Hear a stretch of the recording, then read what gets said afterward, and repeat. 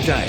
In Sydney, this passenger has come to the attention of officers as they have noticed him lurking behind the primary line. The man is acting very strangely and appears to be trying to avoid showing himself for identification. Our officers noticed he was acting a little bit nervous when he arrived into the entry control point. He didn't proceed straight up to a customs officer with his passport. He sort of hung around the back of the hall. He appeared to be stalling. After finally presenting himself to officers, it is established that he is a Malaysian citizen and has flown in from Dubai on a tourist visa. He claims to be here on a short 5-day holiday. However, officers suspect that he's not telling them the truth and decide to take him aside for further questioning. We questioned him a little bit further about what his plans were, what he wanted to see, what he wanted to do. He could not really tell us much about Sydney, apart from he just wanted to walk around and have a look. So again, that's raised the officers' concerns about him being a genuine traveller to Australia. During the interview, officers perform a baggage inspection, and this causes further concern about his reason for travel. Basically, he's come with no clothing.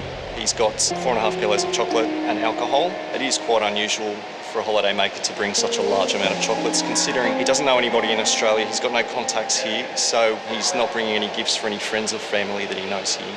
What's more worrying is the foul odour wafting from the man's direction. From the moment we spoke to him, we could smell that something wasn't right. It looks like he was a little bit frightened. We've noted that there is a particular smell which is consistent with fecal matter.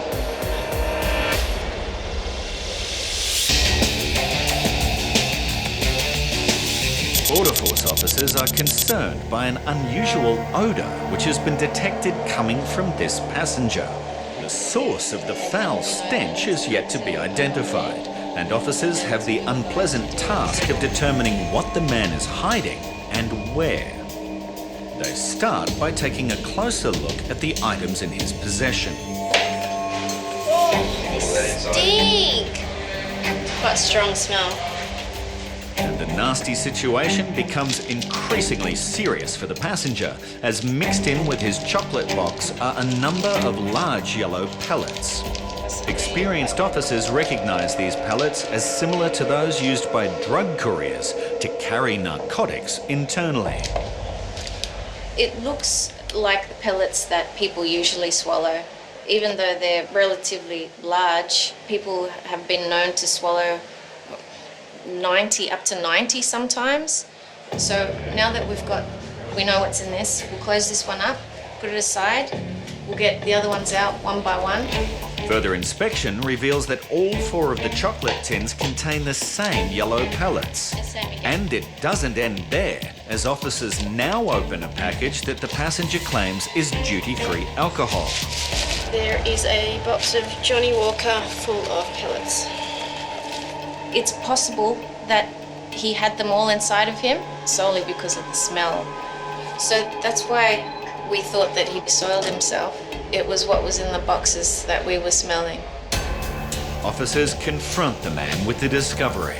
The passenger still made no omissions as to what could be contained inside the pellet, and he's not offering us a lot of information at this stage. With the passenger claiming to have no knowledge of the items found, officers will now carry out testing on the contents of the pallets. And if they find illicit substances, this man's life will take a serious turn for the worse. The final colour will be pink and blue if it's cocaine. Both of the technologies that we've used so far have come up positive for cocaine. Officers know that this type of pellet is usually carried internally by drug smugglers, which may explain the vile smell coming from the chocolate boxes. He's possibly gotten them out of his body sooner than he was intending to. They've definitely been inside of somebody. From the smell, we can tell that. And officers now want to know whether all the pellets are accounted for. We've got some concerns that he still may have some inside his body. So what we're going to do today, we're going to take him for a non-medical internal body scan. He's not in a good place. He knows that he's in a lot of trouble, and now he's just going to have to find out exactly how much trouble he is in. In total, we've found 245 pellets with a total weight of just under 5 kilos of cocaine had been brought into the country by this individual.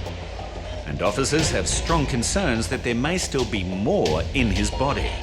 If one of those pellets were to burst, it could possibly kill him from a drug overdose. So, as a matter of urgency, officers need to determine if he has anything further hidden inside him. We've sent the gentleman in for a non-medical body scan, which looks for anything that may be inside of his body. It basically takes a photograph of inside or an x-ray inside a person's abdomen. We've received the results back and we had a negative result. While clear of having any more pellets inside of him, the man is now handed over to the Australian Federal Police for further investigation into the large quantity of drugs he has brought into the country. Today was a very successful day for Australian Border Force. We've impeded the importation of approximately 4.8 kilos of cocaine into Sydney Airport.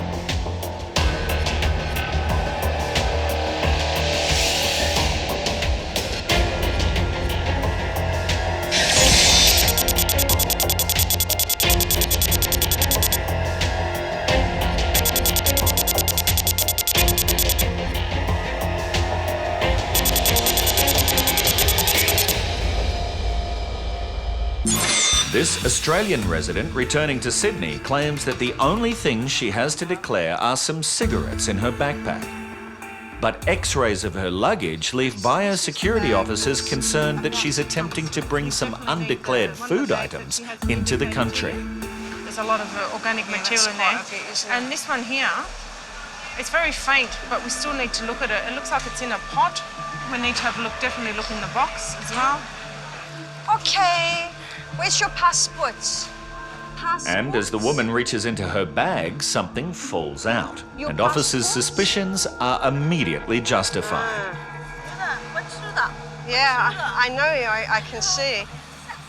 As an array of hidden and undeclared nuts tumble from her purse. This is your signature? Yeah? Did you fill out the cards? This is Chinese, not English. Look, Chinese.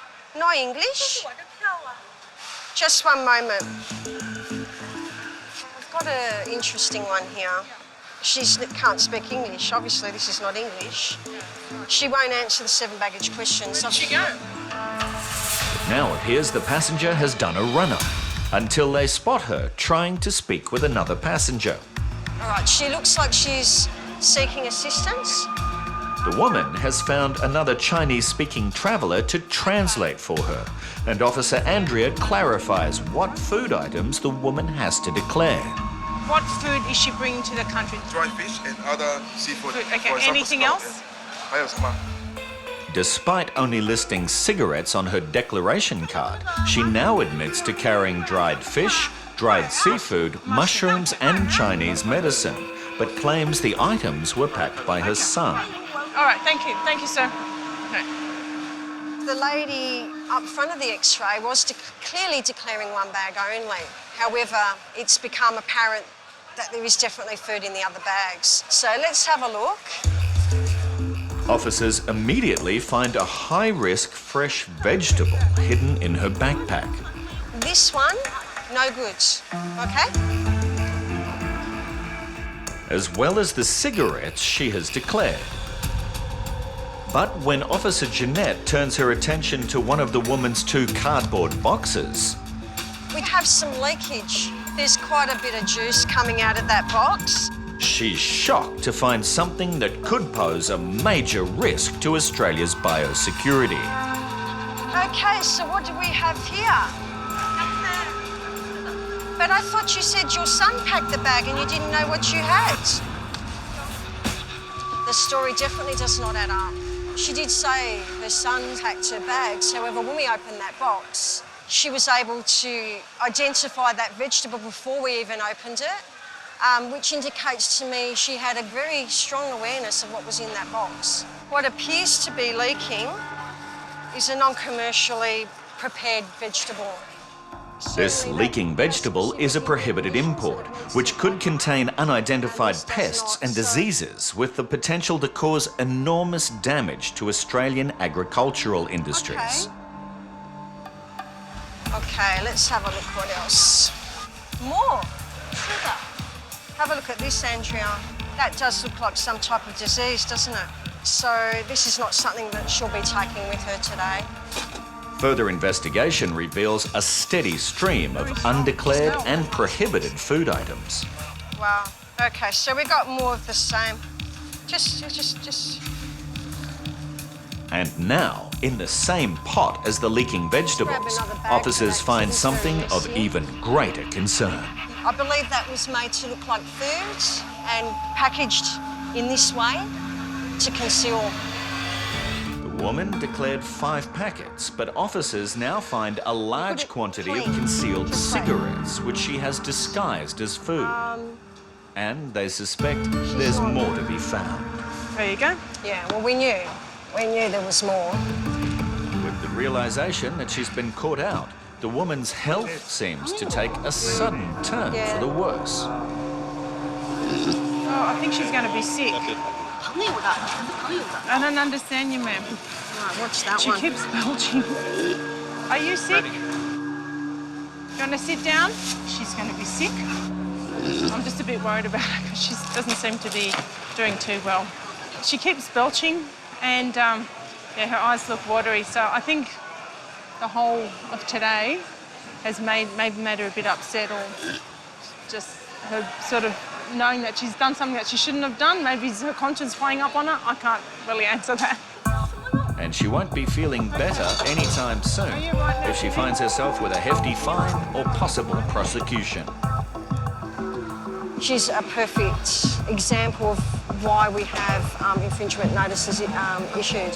What she'd actually declared was about 5 single packets of cigarettes.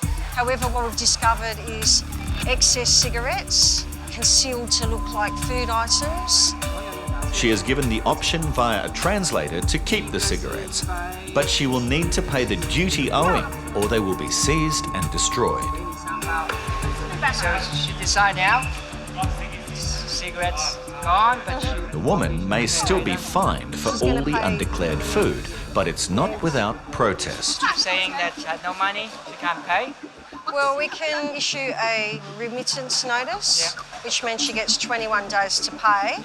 However, in order to send the woman a remittance notice, officers need to confirm her address. And when they check her ID, they run into a problem. Who is this person? Is that her husband? Friend. How come she has the friend's ID with her? Driver's licence. The woman is found to be carrying several different ID cards with conflicting names and addresses. So where does she actually live? What we've discovered is she has multiple identities and multiple pieces of information about where she resides. Because of this new complication, Biosecurity officers now hand the woman over to the Australian Border Force, who will investigate further.